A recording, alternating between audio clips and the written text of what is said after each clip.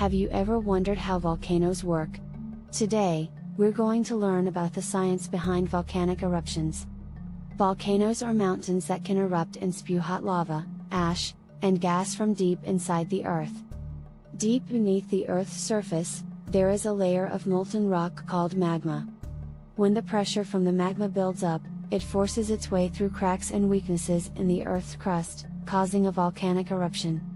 During an eruption, hot magma, ash, and gas shoot out of the volcano and flow down the sides of the mountain.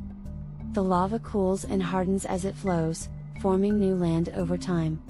But what causes this magma to rise and cause an eruption? It all starts with the movement of tectonic plates beneath the Earth's surface. When two plates collide, one plate may slide under the other and sink into the mantle, which is a layer of the Earth beneath the crust. As the sinking plate moves deeper into the mantle, it heats up and begins to melt. The melted rock then rises back up to the surface as magma.